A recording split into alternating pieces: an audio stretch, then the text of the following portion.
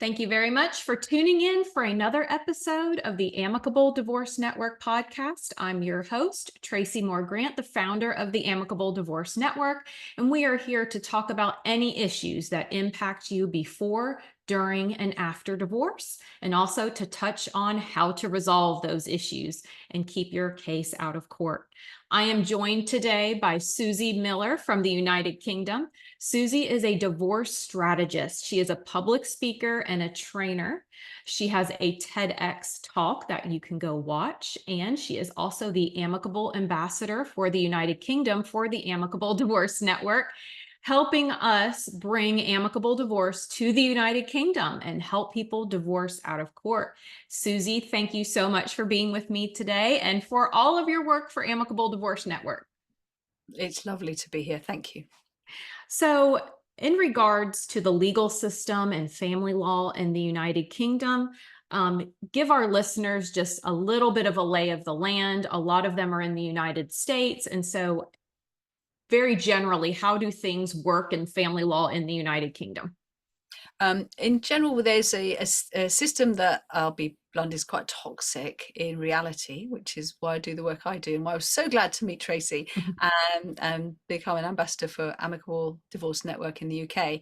And I describe it as 3 railway tracks, and that's the first thing I usually explain to people if I have an initial call, just to give them a kind of a navigation call. And one is you've got the children, and not to be, although they'll be overlapping with the finances, it's not something you must see it as a separate thing, because sometimes mums get a bit confused about the idea of, well, he's not paying anything towards the children, therefore you shouldn't see them, kind of. And I'm like, no, that's Yeah. not allowed. Quite That's a right. universal thought. I'll tell you that right there. We hear that a lot over here as well. So, And quite rightly so, because that's really not the kid's fault that this has all happened. And then you've got the admin side, which is the basic: pop online, file your divorce, your ending of your marriage certificate. But it's got those invisible ink. I'm quoting a lovely financial planner who once said, you've got the invisible ink on the back of the marriage certificate, which with all the terms and conditions that you can't see it. yeah. But they're there. Mhm. So that bit, as far as the divorce admin concerned, isn't too much of a bother. You apply, petition, and you end up getting legally divorced. But there's a third railway track, which is kind of a bit separate, and that's the financials. So you can get legally divorced. I think it's called bifurcation in California, at least. But you're still tied up financially and legally bound in that way. And a lot of people really don't understand that. And they can be very amicable for the admin part, but Yeah. when it comes to talking about the money, it all goes to pieces. So it's immediately from that little simplistic diagram, if you like, of the 3 railway tracks, which somewhat cross quite a lot. It's fraught with many opportunities for things to go horribly wrong. So, people could resolve issues regarding their parenting time and schedule, but still not have any sort of agreement about their house, child support, all of those different types of aspects. And they're still married. Absolutely. So they can be, and always encourage people, unless except in some extreme cases, not to go through to the final divorce, final order, until, because all that admin bit, takes a while. The courts are very backed up, but it's often quicker than people sort out the financials. So encourage them to not get finally divorced, because your tax status changes once you're legally divorced. So it complicates things. And also psychologically, it's good to have well, let's get these finances wrapped up and then we can complete the divorce. It works pretty well for that as well. But yeah, with the children's side, it's it's always best not to have anything legally binding around the children, other than through the financial element if there's child support. But it's a separate, again, this is another confusion that a lot of people have here in the UK, is they talk about getting money from the spouse, who's the one who's able to work, and there's and the other one's got the kids. And what they have to explain to them is you have 2 strands of money. One is the support for the children, which, unless your husband or wife is on a really good salary, it's actually not very much. And then you've got spousal maintenance, because you need a certain size house for your 3 children, and you can't work very easily because one of them's 2, and it's going to affect your income, and you're not building up a pension. So there's an impact of that. And I one thing that's very good about English law, which is why it's often people try to come and get divorced here if they can, is they do look at that and they do take that into account, which is quite as it should be. But it makes it a bit more complicated. So it's not just 50-50, because one person is massively impacted by the divorce, where the other one can go out and carry on having their career and getting all their money.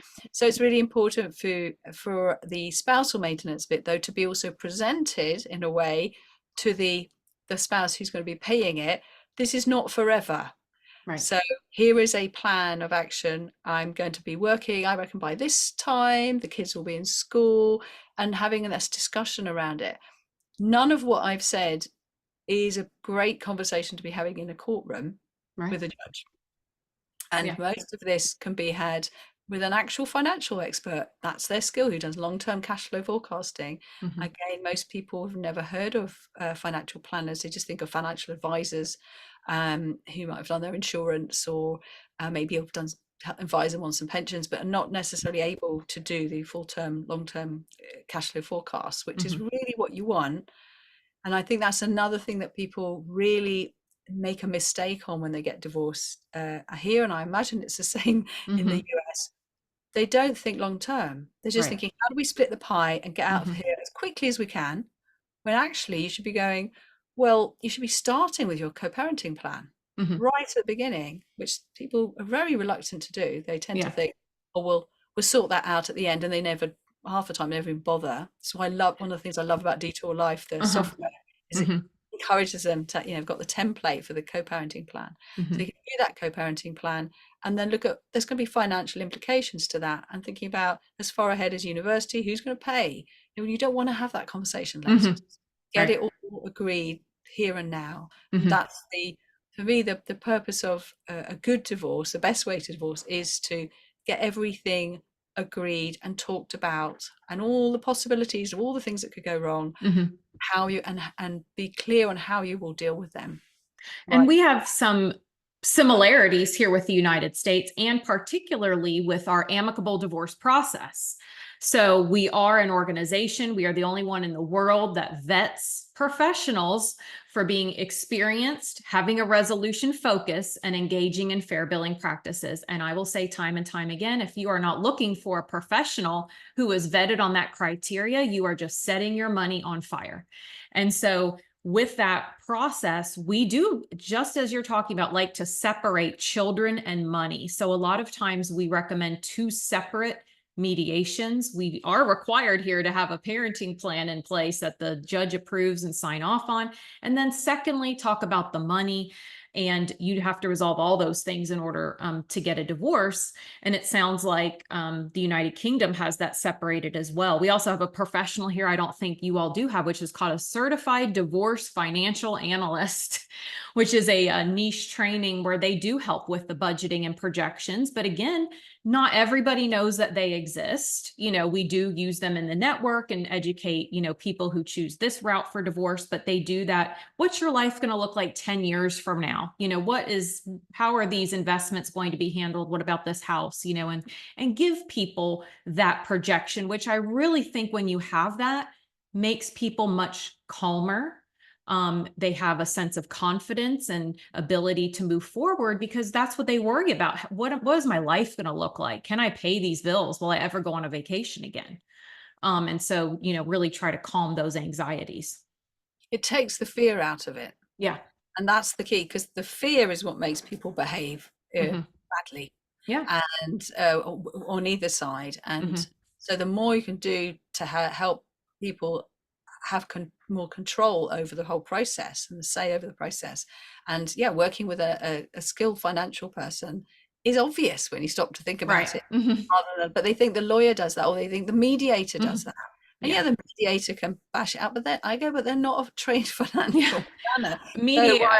Attorneys are famous for saying we're not good at maths. Do not put that in the hand of your your lawyer. So at what point in the process in the United Kingdom do parties go get lawyers?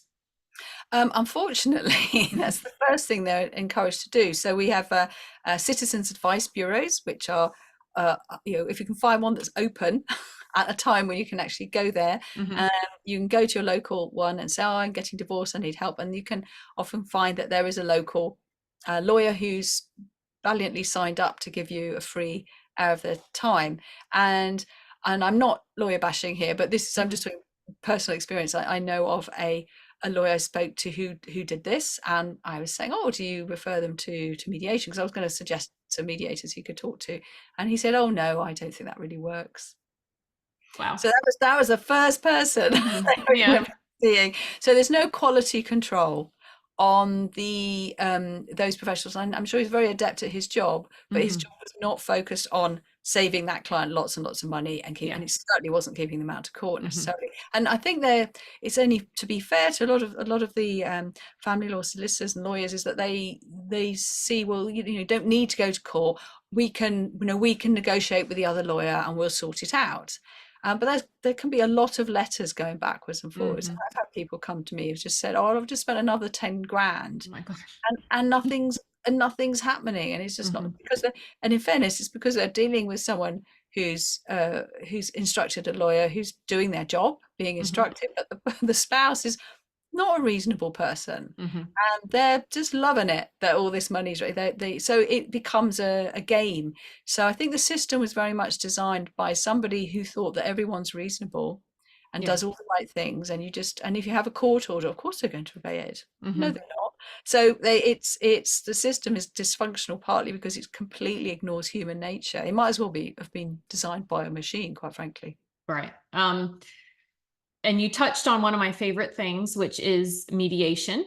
And I'm a mediator. It's one of the most favorite things that I do. And in the United States, I think the statistics are somewhere around 80% of family law mediations are successful in reaching a resolution, which I see like, oh my gosh, if only. So, where, if anywhere, does mediation come into play in the UK family law system? What's good is now that more people are aware of it. I mean, there are still people who think it's about going to the charity Relate for couples counselling, Mm-hmm. and because they use the word mediation there, and they do actually have mediators they can refer people to sometimes. So it's a bit confusing. So there's still actually a lot of people who are not really sure what it is. They think they're going to be either it's some sort of marriage counselling, or that the if they've got what they see as a controlling spouse, they're very afraid that the mediator is going to take sides. Mm. So they don't really understand the whole nature of mediation of what it is. So the government brought in the MIAMS mediation information assessment meeting. So the idea is that you get this talk where you're told about the different choices, which I think it should include, I'm pretty sure it includes arbitration, Mm-hmm. and what mediation and collaborative law. But they're often getting this quite late on Mm. in the process, and the depending on who's delivering that talk, it's Yeah. a variety of how much passion there is for Mm-hmm. the dispute Mm-hmm. uh, kind of dispute resolution options. So a lot of people are coming to mediation at a time when they've either decided already, oh, he or she won't do mediation because Mm-hmm. it's difficult and I'm too angry, and they kind of negate it. And sometimes, and if they're in a situation where there's any kind of abuse, they will be told by lawyers and sometimes mediators, oh no, you can't use mediation, Mm. which I refute, because I there's agree with you. Yes. one of the things that made me know I like this lady. Don't, I mean, in our first conversation, we were both agreeing on that one. Mhm. So it's kind of sits there, and a lot of mediators have a tendency to wait for referrals from lawyers. Mm. So you can see there's an inherent problem there. If Right. the lawyers are the gatekeepers to divorce, if they're the Mhm. ones who see through the Citizens Advice Bureau, if all your friends go, oh, you need to talk to a lawyer. um, Often I have people come to me and they've done that talk with a lawyer and they've paid for it, and they still don't really know what the hell's going on, Right. Yeah. and they don't know what to do next. And Mhm.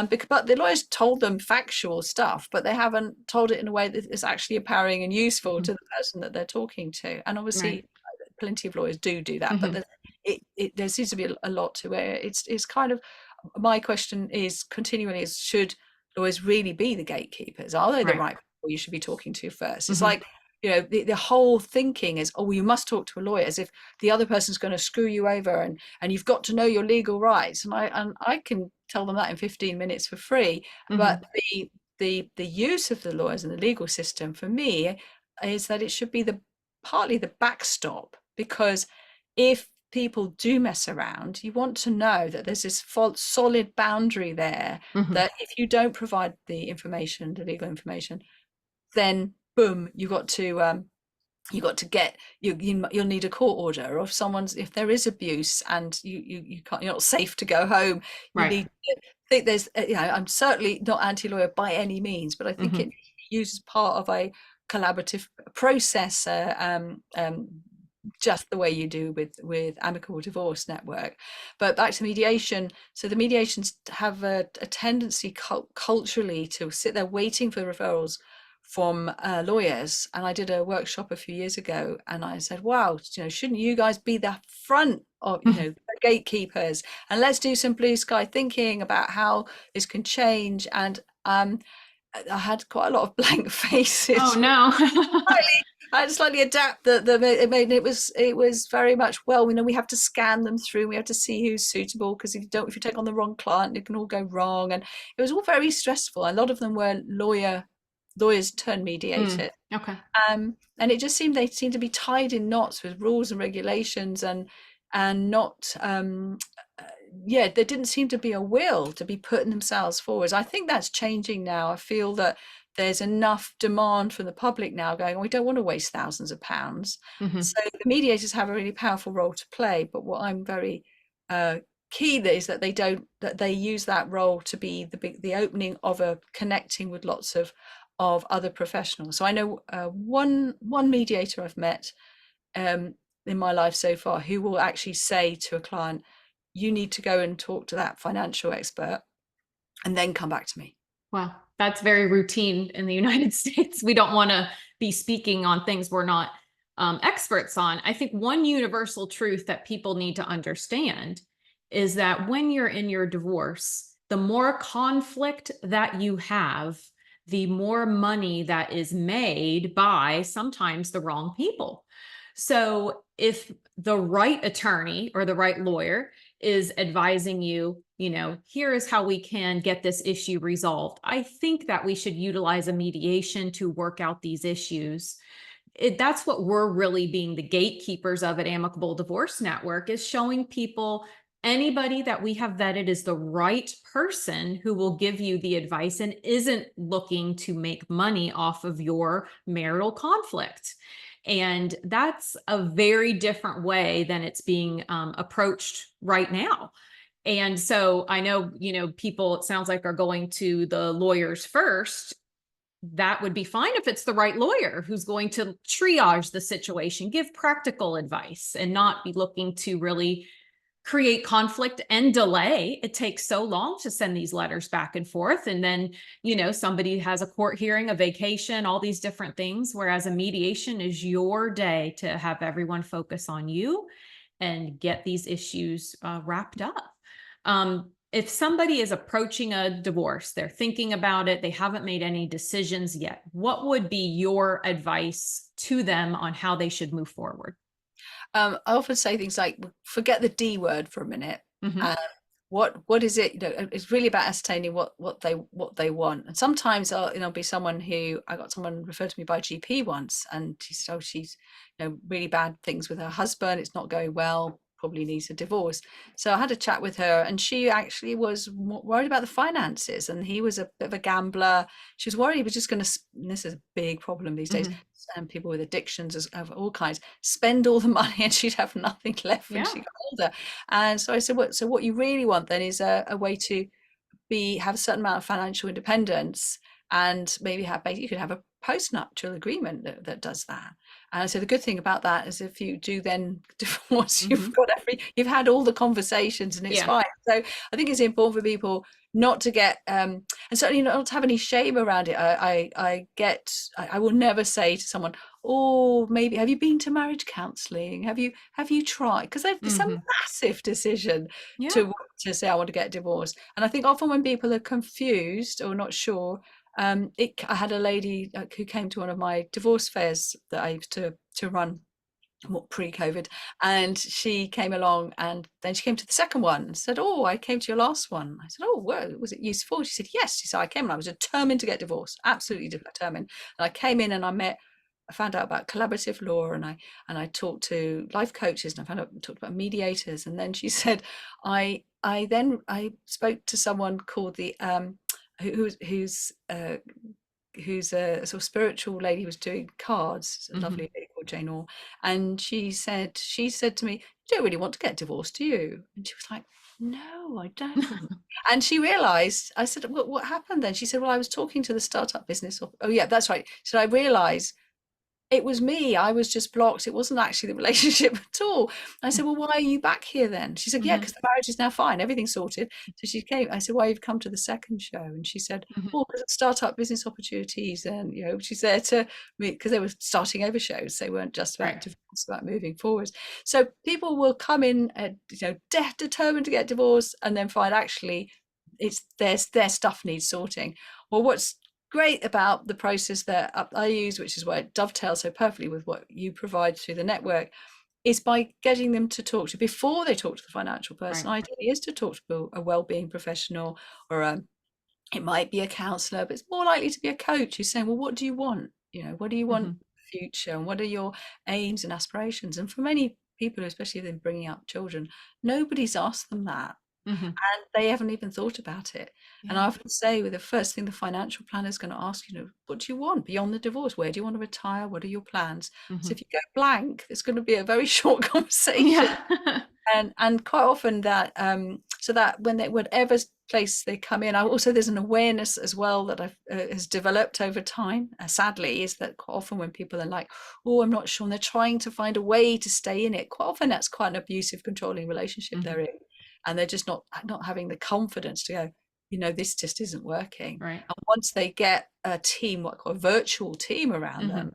to help them, and always, no one's going to say, oh, you must get divorced, but it often is sadly their best option. I think for if you're married to someone, like, is it the same in the UK? You don't actually have that many rights, but even if you started the divorce and the hubby or the wife starts selling the property, pulling money out of the pension Yeah. fund, and spending it all, you can actually do something about it, but you can't really do very much while you're married. That's So true. Yeah. sometimes it is necessary. And I go, like, if your relationship's great, you can do, there's nothing to stop you getting married again or starting over. Mhm. But at the moment, you're in a situation where this person's going to ruin you. Yeah. So you're practically speaking, by starting the divorce process, you can actually do something about it. Mhm. And then where you go with it, and is from there. And I think a lot of it, the people come with so much kind of guilt and shame. Mhm. Still, it's still culturally a difficult thing. Men talk about, oh, my failed marriage, Mhm. and I'm always quick to say, well, look, I know you signed a contract for life, but it's a bit unreasonable these days. Yeah. You know, Time to renegotiate. we all change and grow, Yeah. and don't, as you're feeling guilty, isn't going to make you do this the best way. In fact, the Mhm. more peace people are with the decision and how they're going to move forwards and focusing on those Mhm. children, Yeah. that's gonna serve them. That's going to keep it more peaceful. Mhm. Whereas if they feel guilty, they will tend to project that onto the other Yeah. spouse and then start an unnecessary war in some Mhm. cases.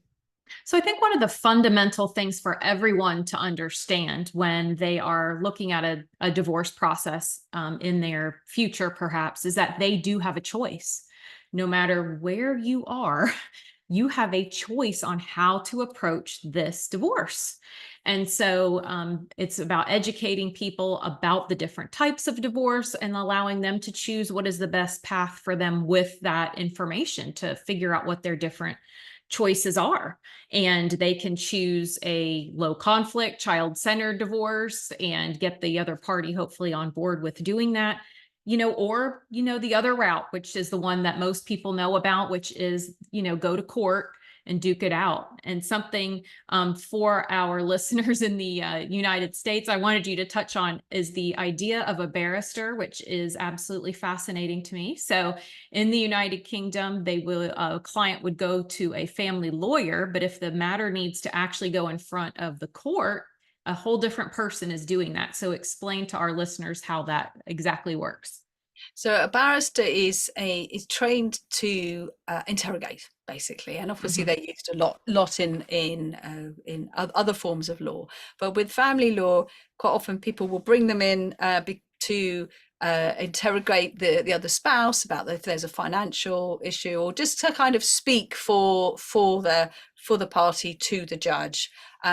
And but there are what a lot of people don't realize is that you can use your own family solicitor to do that, a family lawyer, if they've had the training, Okay. because they're allowed, for quite a few years now they've been allowed to do that. And the reason you want to do that often is if it's unless it's it's very specialized. Maybe there's a tax element or some kind of financial element, or something that takes specialist knowledge and knowledge of previous law cases. So the Mhm. barrister can quote these previous cases to the judge and validate a certain case. But for the vast majority of people, they don't need that. So Mhm. that a lovely guy once, his wife was being really, really horrible. She divorced him legally, but they Mhm. hadn't sorted out the finances. He was sleeping on the sofa. She was bullying him, trying to get him out of the house. But he was the one who got breakfast for their daughter and took her to school. Mhm. And then she was accusing him of all kinds of horrible things, anything she could to try and get rid of him instead of just sort the finances. And he went to court, spent a lot of money, and he had to pay a lot of money to a barrister who gets the paperwork like, a very, very short time. They probably look at it Wow. just before they go in because they're very, Mhm. very busy, Yeah. and doesn't know him, doesn't know his daughter, and did the job. But at the end of the day, it was pretty cut and dry because this wife had absolutely no evidence at Mhm. all. So I said to him, "Why did you spend, I think it was about £4,000 on this barrister?" And he said, "Because I was scared. Yeah. Scared, and I wanted someone to stand there and fight for me." So Mhm. a lot of decisions are made out of fear rather Yeah. than rationality. So there's definitely a place for barristers sometimes. I think if you've got arguing a case, a child case, where you want to move abroad and what's best for the child, and you need that extra oomph, then you can actually do direct access as well. Mhm. You don't have to have the solicitor. You could be self managing, which, if you'd got years and years of trying to get access to your children, is a Mhm. good idea. um, and then you bring in the barrister for when you need them. So they did change the law a while back so that ordinary humans, mortals, were allowed to talk directly to a barrister Wow. before Mhm. you had to go through your solicitor. So it's like that, all these people have their uses. But I think what I love about Amicable Divorce Network and the way I work, which is basically the same way, is there's so many ways to avoid having to be in that situation Yeah. at all, and Mhm. also to minimize the cost. But yes, it's an interesting area with the barristers. And I think, again, it's a lot of it's emotional decision. Oh, they're an expert, but whenever I say, what point of law were they Mhm. arguing? Well, Yeah. they weren't. They were just trying to put a better case, and they just Mhm. thought they'd speak better for them. But that costs them quite a lot of money. And it sounds like they might be an expert in law, but they're not an expert in this family because they Oh may no, have just no, picked up the paperwork and they don't know anything about the history or, those types of yeah, things. And so it's yeah. very fascinating. And it seems just from a glance wasteful in a lot of ways and can be avoided. I would say that most of the time it can be avoided, but the times when it's perhaps more necessary is when you've got a case where the law just isn't working properly. So a Mhm. father hasn't had access to their children maybe for a year or two, and it's having a massive mental health toll on them. So to have someone who can look at that Mhm. and knows all the case histories of all the other cases, so they can tell that judge, who might not be that up on any of this, and Mhm. say to them, look, in this case you really should be able to give them access, and here I'm Yeah. validating. So there definitely are times when they're really valuable. Mhm. Again, I often recommend people, if especially if it's big, if it's all going to shit and you're ending up in a court, work with someone like we've got a lovely Celia on in part of our team who's also on the network, and she is an ex-family lawyer, and she will help and support people who are self-representing. Mhm. So she takes that knowledge. She doesn't give them legal advice, but she doesn't need to, because it's not Mhm. really legal advice they need. They need to know this is how the court system works, and if they Yeah. need to bring in a lawyer to do certain things, she can make sure the client's very, very precise about what they need. So you're just paying for Mhm. what you need, Yeah. not bunging a load of money in their bank account and then waiting till it runs out on 58 phone calls and letters, and it's all, Mhm. every 6 minutes you have a call, you get Yeah. charged. So and suddenly it's gone. I mean, I literally know someone who was marched to the cash point by their solicitor Oh my to take the gosh. money out and given to before that their sister would then support them I think they had to go to court. He had a very, very difficult Mhm. divorce, and he wasn't going to do anything unless he had the money in his hand. Oh, wow. That's a first. I haven't heard that one before. And most cases, however, I think the statistics in the United States are that 95% of cases never see a judge's face. They never go to court. They resolve outside of the court system. I don't think that the statistics are as high for the United Kingdom because you guys just adopted no fault divorce very recently. And that's a concept that has been here for some time. And so there's really no need to be the winner to sling the mud. You can just say, no fault is it just didn't work out, and we're fine, and we're human, and we would like to just move forward peacefully. So before we wrap up, I just want to touch on the training that we are going to be offering. So this is going to be in the United Kingdom, and I will be there, and Suzy will be hosting, and it is a divorce out of court boot camp. It is on April 12th in central London. And tell us more about and this is for professionals. This is not for the public. This is for if you're a divorce professional, and tell us more about what they can expect to learn at the event. I'm certainly really hoping that we do get a very broad and wide range of, just pulling up the itinerary here, broad and wide range of professionals coming in. So not just family lawyers, Mhm. mediators, obviously, arbitrators. I think arbitration is something people Mhm. just don't even aware of as a choice. And I think even within the industry, there's a lot of education to be done within the Mhm. professionals. Um, Counselors, coaches, anyone who works, financial experts, anyone who works with divorcing clients and wants to understand this world better. And not only that, and obviously great networking, but you're going to be doing a talk which I'm really, really looking Mhm. forward to, which is it combating compassion fatigue, moral injury with a Q&A.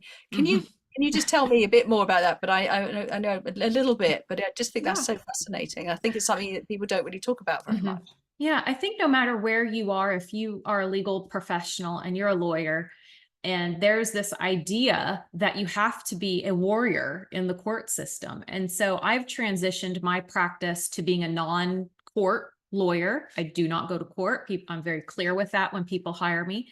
That's my entire focus. And I think it's really helpful for people to know other professionals like that because there is a stigma. I have people who make comments to me, every year at the annual holiday party, oh, you couldn't hack it. Oh, it was just too much for you, different comments like that, none of which are true. And it just was a situation, it was a moral injury that I didn't want to be a part of the family law system anymore. So a moral injury is where you're being asked to do something that doesn't jive with your morals. And so for me to be in this family law system where I'm having to say negative things about the other parent just to advance my client's case, there's no opportunity to be like, we got two good parents here. They just have two different ideas about how this child should be raised. It's all based in negativity. And so what I learned was that I suffered a moral injury. And in doing that, that caused my founding of the network to say, I still want to do this work, but I want to do it in a different way. And I'm going to take everybody with me who feels the same way, and we're going to vet them. And you can find all of our professionals across the world at amicableddivorcenetwork.com in the member directory. And that is something I think attorneys, lawyers should talk more about. about, the difficulties of family law, and not just do the clients have a choice about how they want to get a divorce, but the professionals also have a choice on how they want to live their life and conduct themselves. And I think it's really important for people to talk about these different things, because being a family law lawyer is hard. It's tough, and it has a lot of different aspects to it. And it's more and more becoming where the professionals are saying that they won't be involved in the court system anymore. I've certainly heard anecdotally of lawyers in the UK who just leave when I'm Yeah. spoken, just Hmm. leave the profession because they just can't stand it. They find it Yeah. so toxic, and even when they're trying so hard to keep things peaceful, Hmm. the system works against them. So Yeah. but we don't want to lose good people. We want them to Hmm. just work in this new way where Yeah, they don't. it's a new system. Basically, it's a parallel to the court system. It's a process to get you divorced. We have a technology platform that's hosted by Detour Life that really helps people get organized with their finances and their parenting plan, can collaborate with professionals. So it is a new process that hopefully causes nobody any moral injury, or compassion fatigue, and allows professionals who have this mindset to really work with people and really feel like you're helping them. And I think a lot of people got into this area of the law because they wanted to work with people, they wanted to help people. And so sometimes they have found that, often a lot of the times, like you're saying, they just quit, you never hear from them again, that they aren't being, it's not that they were bad at their job. There's just really no way to truly help people because of the system. So let's work in a new system. Yes, it's very exciting, and yet so I'm looking forward to your talk. And also Story Jones, who I got the pleasure of meeting recently in London. Hmm. Is delight, and she's the creator of Detour Life, of course, that you mentioned. I think that's going to be really, really interesting for people to see. There is this case management system for the person who's getting Hmm. divorced, that they can fill in the template for the co-parenting plan. They can put in their financial information and their marriage certificate, and Hmm. everything's in one place, so they won't lose it. And then in can come the financial person, the mediator, and literally it's just so kind of no-brainer, but Hmm. it doesn't exist anywhere else. Yeah. And so secure that I know in the US that lawyers can actually sync up their own Hmm. systems with it, and hopefully in the future they'll be able to do that here. But even just as it stands, it's absolutely Hmm. essential. All my clients, I say, please get onto there. Yeah. It's just to save everyone so much time. Yeah, and you can Yeah, add your mediator and they can look at it, and then they can be removed, and you're not yeah, producing the same information to people over and over and over again. It's just like, hey, I'm going to give you a login. You can look at this. It really streamlines things for everyone involved in the case. It's all in one spot. It's really great. it busts the overwhelm, doesn't it, for the person who's they've got enough to deal with, but if they Yeah. can know that, and that's the place where everything is, Hmm. all the people and all the contact details, they don't Hmm. think, oh, who was the mediator again? All there. Yeah. And or building the perfect divorce team, we're looking to create that as a talk with some of the UK team about working that collaborative way, and really helping particularly mediators understand as well that they can work in a collaborative way. Hmm. Just that they don't have to go on a special collaborative law course and wait till they're invited to be able to, we just do it. This is what I Yeah. do. I Hmm. work with mediators and say, well, the financial planner wants to come in, both sides are happy, off you Yeah. go. And so talking about that collaborative way of working, and also helping I did a training recently for a lovely bunch of counsellors in the UK, and it was a lot of it was about helping them understand basic information that they Hmm. didn't know, because no one's ever told them about the process and how it works, and they had no idea about how many ways of staying out of court there are. Oh, yeah. And they were really excited to know that there Hmm. are these opportunities. But they also it was really interesting for them to be aware that there are these other experts that they can tap into, who are very specialized, so they don't have to like deal with everything with their client. Hmm. If the client's dealing with a raging narcissist, Yeah. And nor there are, should they be, yeah, yeah, if you're not an expert in that area, call in the right person, use the right tool for the job. Don't overextend yourself into an area that you aren't comfortable in. That's a little bit of, danger. So call in a financial person for the finances. You're talking about, personality disorders, that can be very difficult to deal with, very specialized, and takes a very thick skin. And so, call in the right person for that as well. There are professionals to help in every single problem has a fixer. And, Absolutely. to call them in, let them do the fixing. And you don't have to just go on LinkedIn and try and Hmm. put a call out. You can go to the UK Amicable Divorce Network directory, and those people are vetted. Hmm. Yeah. And if they don't act amicably, they will be chucked off. So, Exactly. and as we said, nowhere in the world is that the case, Yeah. because I don't think Resolution Family Law Association throw people out very No, often. I've I never don't heard think of it so. anyway. I think they have to be really bad for them to do that. I haven't Um, heard of it. Yeah. and then we got Our Family Wizard talking about, which is such an amazing platform. We're still Hmm. too few people know about for uh, dealing with the co-parenting Hmm. online. I always say, isn't it lovely? You can just have it's an app, and then Hmm. you only click it when you want to. No Exactly. more WhatsApp, so you can just everything goes through there, Hmm. and it specifically deals with the most happy co-parents and the most toxic, Yeah. and provides fantastic resources. I'm really looking forward to an update on what they're doing with that here in the UK as well as the States, and then hopefully we're going to be finishing with talk that will be particularly valuable for our mediators from the UK team, because they all work in different ways, and some are lawyers, some are not, but there's certain myths around mediation, Hmm. about working with people who, if you've got a dispute, an abusive relationship, you'll be told, oh no, you can't use mediation. Well, both you and I completely Yeah. refute I do that. disagree. And there'll be different points of view, but I think it'd be really interesting to talk with the mediators and look at how they can work in this very collaborative way, and Hmm. make mediation not just be this thing where you sit and wait till the lawyer refers to you and then you take the baton from there, but actually you're right near the front of the whole process, and you're there to get as much sorted as possible. And this is so important. People say, oh, and then the mediation failed. I go, Hmm. oh, so there was one thing you didn't agree on. Yeah. And I'm like, Oh, well, wow. well, why does that mean the mediation failed? Were there lots of things you did agree on? Oh, yeah, no, we did. But did that matter to the court? No. Oh, So wow. why not go and talk to an arbitrator? And Right. so it's that systemized way and they could just deal with that Yeah. bit, Hmm. Exactly. done. And of course, Hmm. that's exactly the system you have. And it's so logical. And I Hmm. think I think we a revelation to some, to actually see that this is so obvious, and yet nobody's Yeah. been doing Hmm. it. Yeah, if we have 10 issues in mediation and we resolve 9, it's a partial agreement. You type it all up, it's binding, everybody signs it. And then if you have that one issue like you're talking about, that remains the focus, and, perhaps an arbitration. Arbitration, for those who don't know, is different than mediation. A mediator doesn't make decisions. They're a neutral person guiding conversation and resolution, which is incredibly effective, actually. It can be done with everybody in the same room. It can be done with everybody in separate rooms, so you don't have to see the other person. It can be done online, so you don't have to leave your house. But an arbitrator makes a decision. It's like having a private judge where they will assess the information and bring it to a final resolution, for people in a really efficient way.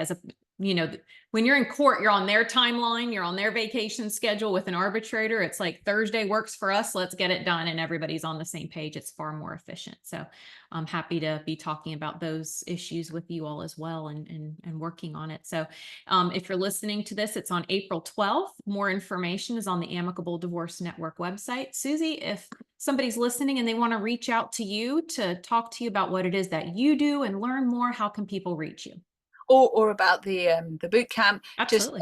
hit me up on LinkedIn, Suzy Miller, Suzy Miller, and I'm Suzy at startingovershow.com is my email address. But you Wonderful. probably already know me on LinkedIn anyway. But what is also worth saying is we're going to be as interactive as possible, Yes. and this is something that it'll be fun, and you're not just sitting there learning, but also you will be learning things that will count for your professional development, Yes. because these are really useful Hmm. subjects that everyone, not just lawyers, need to be knowing. Yeah. So really keen we get a very wide range of people. Yes. Absolutely. Please, everyone, feel welcome to attend if you're in this divorce space. And then afterwards, we hope to have a little bit of one-on-one networking to get to know everybody. So please check it out. Again, it's on April 12th, 2024. Suzy, thank you so much for joining me and for your passion and for everything that you do to help people divorce better in the United Kingdom. It is very much appreciated. Thank you so much. I've really enjoyed it.